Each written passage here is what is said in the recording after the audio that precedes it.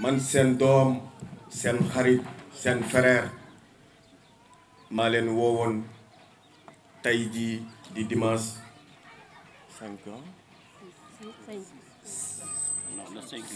5 juin 2022 maa ngi nuyu population Yeumbeul Sud waaye maa ngi nuyu population Sénégal rawatina commune bi ma dëkk muy commune bu Yeumbeul Sud maa ngi nuyu ñi nga xam ni ñooy notable yi nga xam ni teew nañ fi muy imam yi chef de quartier yi ak relais communautaire yi nga xam ni ñi ngi fi ku ci mel ni sama jigéen Fama Diop ku ne xam na engagement woon ci politique maa ngi nuyu bàjjanu gox yi nga xam ni ànd nañ ci lii nga xam ni war naa ko yëkkati leeralal ko askan bi parce que damay wax ni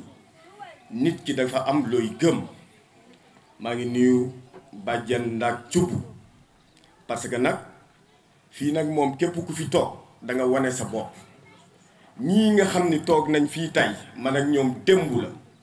tey soog a ñëw fu ne yóbbu naa leen fu ne ànd naa ko ak ñoom ñu doon ay góor waaye nag dañ ni ku dem ba xamatoo foo jëm da ngay dellu fi nga jógewu ba tax na mbokk ci Yeumbeul maa ngi leen di woo ci li nga xam ni mooy discours bii ma war a def mu doon discours bu pertinent bu am solo ma bëgg population Yeumbeul dégg ma bëgg Sénégal yëpp dégg ma parce que nag li may wax dafa am fu ma koy teg bu ma wootee déclaration bii woote conférence de presse bii c'est parce que am na lu ñu war a jox askan bi ba tax na ñoo ngi nuyu média yi fi toog yëpp site yi site internet yi télévision yi ñëpp ñoo ngi leen di sant di leen gërëm parce que nag dama jàpp ni tey buñ fi teewee ñëpp xam nañ El Hadj engagement wam ci politique laaj na aussi tamit dafay laaj parfois ñu taxaw ab seetlu mooy que ku xam El Hadj ci lan la ko xamee ci développement man El Hadj Diène depuis ba ma juddoo ba tey juddoo Yeumbeul yaroo Yeumbeul man développement lañ ma xamee man El Hadj Diène man ku ma xam sama charisme ci politique yàlla dafa def ni bi may yëngu ci association yi njëkk a jiite Aji ànd Suxali Yeumbeul jóge fa formé mouvement Yeumbeul moo ñu ñor mu metti woon loolu nag ñu wéetoon ci parce que ku ne xam ne Yeumbeul ni mu doon doxee dafa naa ni sama yaay yi toog fekkee nañ lépp jeunesse bi toog fekkee nañ lépp ñun Yeumbeul Sud dafa naa ni 96 lañ ko créé en 2014 lañ ma fal ma nekk conseil municipal c'est pas que parti politique ñoo ma ko fal sama askan bii toog tey ñoo ma ko fal ñi nga xam ni mooy jeunesse bi nga xam ni dañoo toppoon ci kaw El Hadj Diène El Hadj mi nga xam ni du jay askanam El Hadj Diène mi nga xam ni du nax askanam loolu moo ma waral fulla boobu moo wane sama diggante ak ñoom mu am loo xam ni dund naa ko ak ñoom ñu ànd volonté politiquement 2014 Massamba Gueye seet si ma muy suñ secrétaire général PDS bi mu ma seetsee defe naa ni ña ko yabal si man xam nañ may kan parce que li may wax ni muy ñun musuñoo woon sentir maire si commune bu Yeumbeul Sud man bokk na si sama lépp bokk na si sama acteur développement si li ma njëkk a yëngu muy làmp bu fi fayu woon man maa koy taal man maay dindi sama poste taal làmp bi dama ni mbokk yi dama bëgg ñu déglu li may wax bu baax parce que c'est très important parce que lu may wax ci ma si yaakaar yàlla suñu borom man du ma wax ngir nit du ma jay doomu aadama damay wax te yàlla tax awma lenn lu may tiit wala ma koy ragal li may wax nag concerné wul kii ka kooku man la concerné ak ñi ma àndal te ku yaakaar ne El Hadj Diène ginnaawam nii la El Hadj Diène dafa bokk ci ëttu politique amul benn potu lampe bu doon takk fii kan moo koy taal man maa mës a taal lampe fii Yeumbeul Sud depuis ba ñu créé 96 la ñu créé mairie ñeenti maire jaar na fi 2014 la ñu sentir ni sax peut-être éclairage mi ngi fiy ñëw te dinaa leen expliquer lan moo tax ñun dañu daan dund ay conséquences yu metti yoo xam ni man El Hadj Diène ma waroon liggéey topp sama liggéey yam sama liggéey toog suñu kër waaye defuma ko parce que dama xam ni nit bu fekkee yàlla de la sàkk ku nekk am nga gëm-gëm man sama gëm-gëm mooy ma bokk si ñi nga xam ne dañuy defar Sénégal ma bokk si ñi nga xam ne dañuy développer seen réew looloo taxoon ma volonté wu politiquement di yëngu si association yi ba yàlla tabbu ma conseil municipal bi ma ñoom Massamba Gueye seetsee dama leen wax waxu góor mooy que man wutuma si politique dara dugguma si politique dara man li ma ñor mooy sama commune bii di Yeumbeul Sud rawatina Kathia Basse parce que mooy sama base ba tax na loolu lañ ma nawee ba dugal ma si liste conseil municipal en 2014 mbokk yi dama bëgg ngeen déglu ma ku ne xam na ni El Hadj Diène volonté politiquement bi mu amee diggante moom ak Bara Gaye mais ku ne xam na ni 2014 Bara Gaye mi ngi woon prison ñu tëj ñun bi ñuy defar suñu liste yërmande moo tax ñu dugaloon Bara Gaye ci liste 2014 parce que la may wax du deñ ku koy weddi na ko weddi ci média 2014 dañ ko yërëm boobu mi ngi ci kaso ñun ñoo campagne lépp 2014 moo tax bu ñu taxawee naan Bara Gaye moo gagné 2014 Bara Gaye dafa àndoon ak ay alliés yu mel ni El Hadj Diène yu gëm seen bopp yoo xam ni kenn mënu leen fët kenn mënu leen jënd tey la neex ba ku ne taxaw di wax damay wax tey wax dafa jot il faut ma expliquer Sénégalais yi parce que xam nga lan la ñu mënatul comprendre fii ci Sénégal mooy yor kanam goo xam ni la ngay wax yëpp mi ngi ci ginnaaw dëgg alors que loolu dafay jeex man maa koy jeexal ba tax na biñ ma falee conseil municipal dama xool li nga xam ni sama diggante ak sama borom parce que nag gënuma fi kenn samay morom ñoo fi nekk ma dund ak waa quartier bi dund bu rafet nekk ak ñoom ñu ànd ak man gëm ma yóbbu ma ci conseil municipal te nag ba ma fa demee wane wu ma fa ñàkk fayda parce que ku ne xam na ni conseil municipal amul salaire ñun indemnité maire la ñu am te indemnité yamay dégg yëpp ci département de Pikine ou partout dans le Sénégal ñun ñoo ci gën a yées ci indemnité te kan moo koy dogal monsieur le maire Bara Gaye parce que musuma fàttaliku indemnité maire ma wax leen ko tey xam nga ñaata la ñu mus a am ci 2014 jusqu'à maintenant 30 000 francs maanaam pendant des années conseil bi rayante ko ba tabaski jot ñu yëkkati 30 000 francs jox la ko wala li gën a bëri mooy 40 000 man musuma lekk xaalis politique indemnité musul dugg sama gémmiñ man El Hadj parce que man damaa gëm sama dama am sama liggéey ña def politique métier man du man damay ñàkk di jëriñu man El Hadj damay ñàkk di jëriñu di dimbali sama population parce que jàpp ma ni politique métier la politique li ma passion la boo xam ni yàlla moo ma ko nattoo ma yàgg si depuis 2009 moo waral ma war a leeral askan bi tey li ñu fi toog tey bokk na ci déclaration bi nga xam ne war naa ko def sama diggante ak Bara Gaye parce que ku xam Bara Gaye xam dayoo ci politique waaye damay wax ne boo gisee ma ni 2014 Bara Gaye gañewlu élection man bokk naa ci ñi jàpp 2014 bu baax boobu maa ngi yor sama oto lañ doon campagne maa doon sol carburant di ànd ak ñoom Massamba Gueye ba gagné élection 2014 boobu nag ak par rapport ak élection 2022 yi wuute na parce que élection locale bu 2014 conseil yi ñoo doon gisé la ma wax kenn du ko dindi conseil yi ñoo doon gisé bi ñu demee ba PDS gagné Bara Gaye dernier moment la génnee ne moom dafay jiite ñu bokk même liste ma nekk 10e position la mu nekk ma waroon ko nekk man mais man deretu góor mooy daw sama yaram man El Hadj Diène man du ma war ñu bëri jàppoon nañ ne Bara dafa war maas parce que jàpp na ni maas ba mu koy dugal ci conseil municipal yërmande moo taxoon mu génn kaso ne damay joganteeg maas jiite Yeumbeul man bañ ma ci woowee man sama wax duma ko nëpp man lu ne tegal nañ ma ko duma jaay sama ngor parce que maas yàlla dañu boole woon ci ngor njëkk teraanga mu ji ma ngor bëri na ay jigéen yoo xam ne tey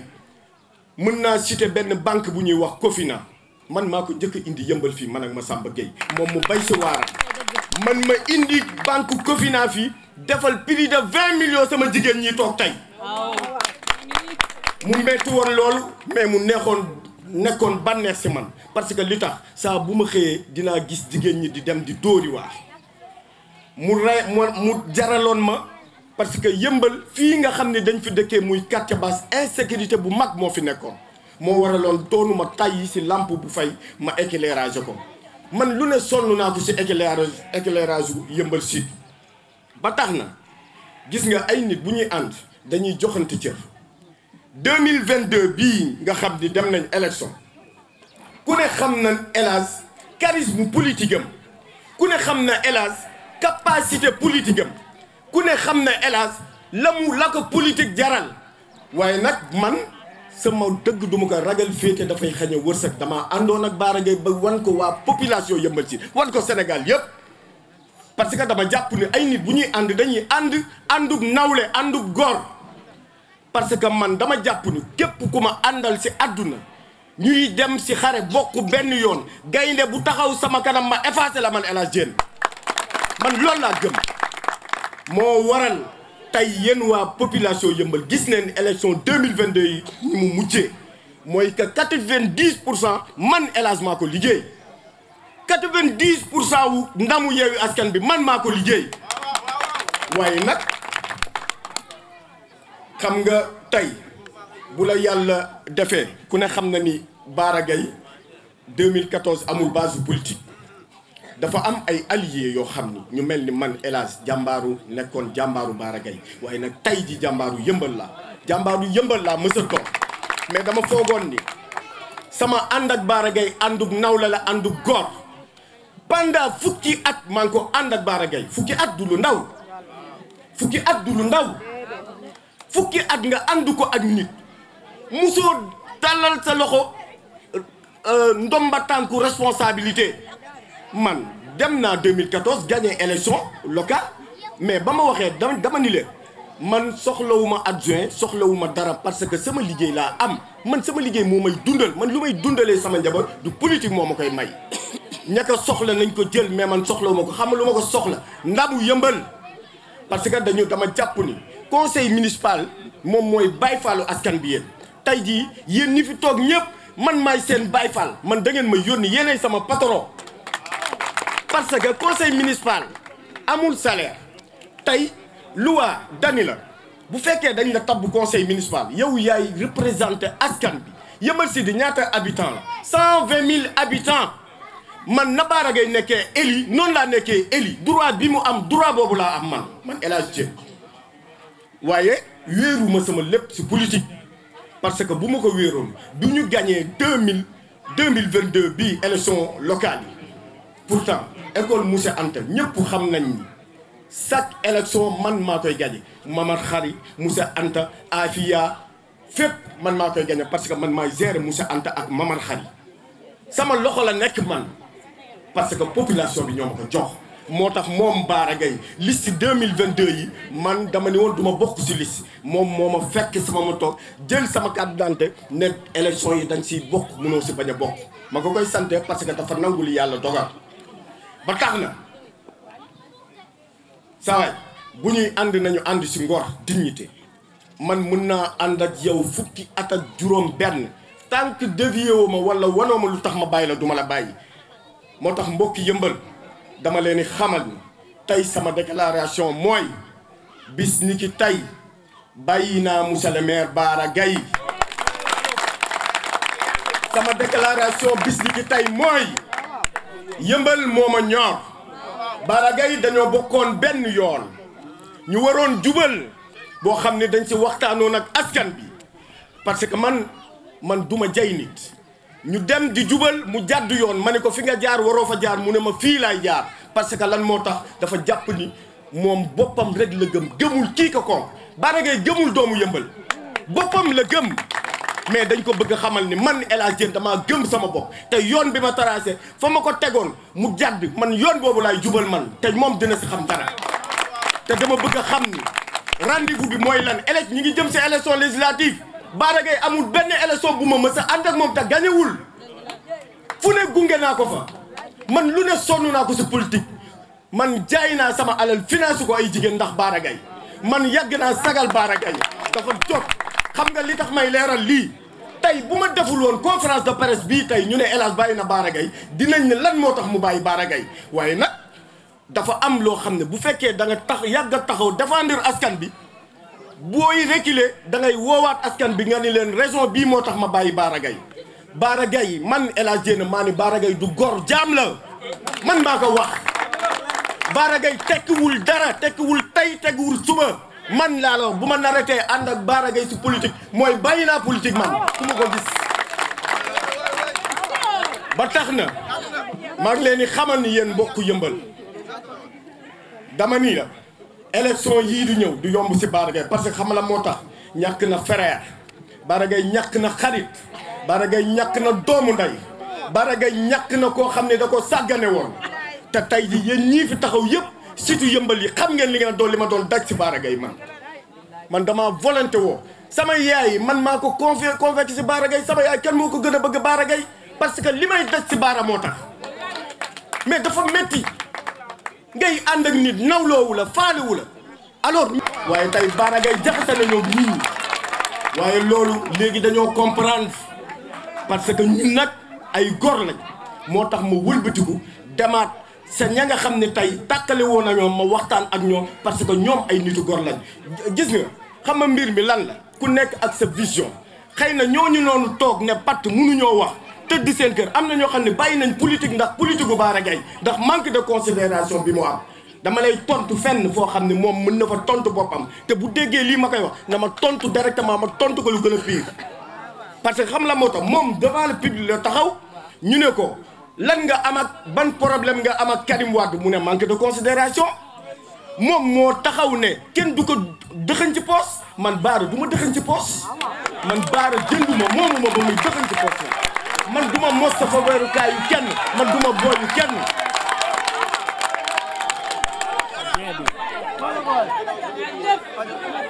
tontu noonu sax il faut ma tontu la si pour seen yëmbal xam parce que defe naa ni am na mbir mu may nettali te am na ñu toogoon fii fekkee ko Amadou moom mujjee ñëw man ministre intérieur recevoir na ma këram du ma tudd tur parce que bugguma tooñ pour convaincre ma naa bàyyi Bara Gaye ana ndaak Thioub bu fekkee na ko il paraît ani soxna Thioub ani Dora yéen a ko fekkee woon ani Aliou Seye Junior ñu ko fekkee woon laaj leen ma lan laa fa discours mooy man yéen gëmoo leen seen bopp parce que man damaa gëm sama bopp parce que Bara dama jàpp ni moom moo gëm yëmbal loolu laa jàppoon loolu laa ko tontu moom ministre de l'intérieur ma ni ko man gor laa du ma jàpp di baax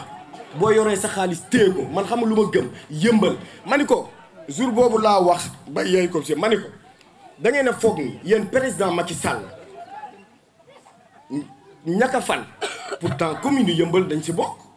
mais c'est pas Bara pourquoi ngeen ni kale si li nga xam ni moom mooy li nga xam ni war na dem si Bara Gaye ñu koy kale parce que Bara Gaye moo nekk yëmbal bu leen fàtte ni population yëmbal dañ leen a sànni loon carte ma ni ko man munuma ànd ak keneen ku dul Bara parce que Bara laa gëm si politique parce que lu ma wax ñeme naa ko si dellu xanaa foofu la transhumé waroon jëkke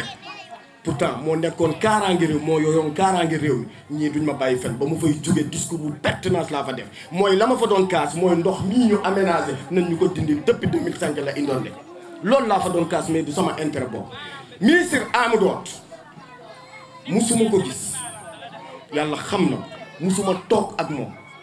te musuma sàkku pour toog ak moom musuma yónni nit si moom xam nga lu ma gëm man sama yoon bi ma tracé dama koy egg comme Bara Gaye capacité bi mu am ba jiite mairie yëmbal man yoon boobu laay xuus ma parce que xamal la moo tax ma xamal la lenn diggante 2014 jusqu'à 2022 est-ce que xam nga ni man sama moyen bopp laay politiquer Bara musuma jox ñaar dërëm gis nga éclairage public bii nga gis tey ma yàgg ko politiquer ne Bara moo ko taal ñu dégloo dama taxaw yàgg a xeex éclairage public bu yëmbal bokk na sawaay loolu du ma si tontu parce que xam nga la moo du ma si tontu xam nga du ma si tontu xam nga du ma si tontu man sama yoon laa gëm mouvement yëmbal moo ñu ñor laa jiite yaa may dégg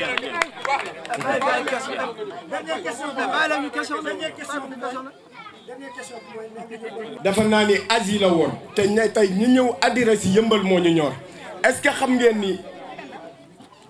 ngeen ni yëmbal moo ñu ñor ba ma si man maa xooloon ba mu neex ma démissionné si parce que lan moo taxoon ma démissionné si gis nga bu fekkee yàlla dala def nga nekk leader politique nga jiite mouvement ànd ak leader ku mel ni Bara wala keneen ak keneen jalousie politique dafay am. Bara dafa demoon ba am ab jalousie bi nga xam ni dama jiite woon yëmbal moo ñu ñor ñoom am dem xam nañ dama jiite woon mouvement yëmbal moo ñu ñor mu am doole lool. te damay wax ni benn erreur politique laa mës a def sama àdduna mooy bi ma seetee Aly Ngouille Ndiaye si mouvement bi moo taxoon ma seeti ko mais nag jumte amu fa parce que jaayuma sama ngor damaa dem wax ko li nga xam ni moom la yëmbal bëgg si mouvement bi moo taxoon ma dem mais dem woon sama posture bi nga xam ni moom mooy en tant que leader mouvement bi laa dem woon. loolu moo tax Bara fexe ba wañ sama loxo ma démissionné si mouvement yëmbal ana ñoom Ousmane Diop ñu ngi nii. ba may démissionné moom laa jiital mu nekk président yëmbal moo ñor ñu mere woon ma loolu am na fi jigéen ñu toog tey mere nañ ma te comprendre naa leen parce que dañ ni ma woon waroo woon tay la sa mouvement di ànd ak Bara Gaye waaye tey yay nañ ma man hélas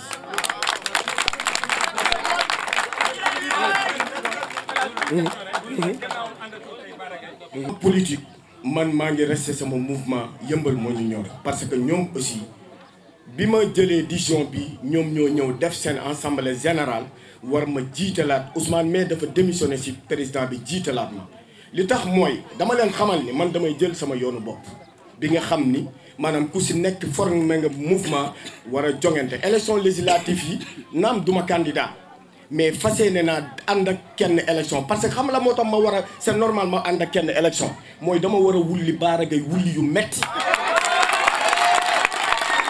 non déglu ma rek ñun ku ne xam na ni si département bi am nañ fi ñun fi tabbu Moustapha maa ngi nuyu Moustapha Cissé mi nga xam ni moom lañ jiital si département Buntu bi département Kër Massar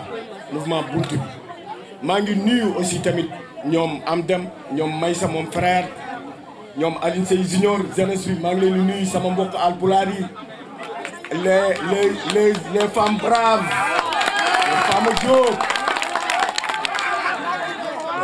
waaw ku may àndal parce que man du ma jaay sama bopp man du ma dagg sama bopp di ko wasaare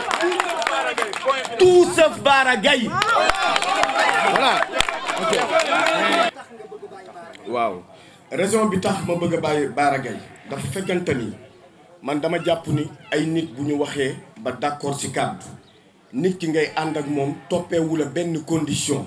pour te dire que élection bu am diggante 2014 ba 2022 ñu ngi ci 2022 man musuma ànd ak Bara Gaye ñu gagné élection man laaj ko poste man bu élection passé damay dem liggéey sama liggéey parce que man jàpp ma ni politique moo may dumbal la may def ci politique ak as néew mooy dimbali sama askan la tax mënuma bàyyi politique mooy dafa am ay groupement de femmes yoo xam ni dama leen yàgg a convaincre ci politique muy waa takku liggéey ñoom daal tuba gi ñoom taan faama jéey ñoom sama mbokk xaal pulaar yi ñi nga xam ne maay seen buur tey xam nga dafa am lu la nit di jaay lu la nit di ji sa ngor moo la dul mayeti nga bàyyi politique mais man politique mënuma may lu ma amul man parce que Bara man ëppaliwu ma salaire man dama am salaire boo xam ne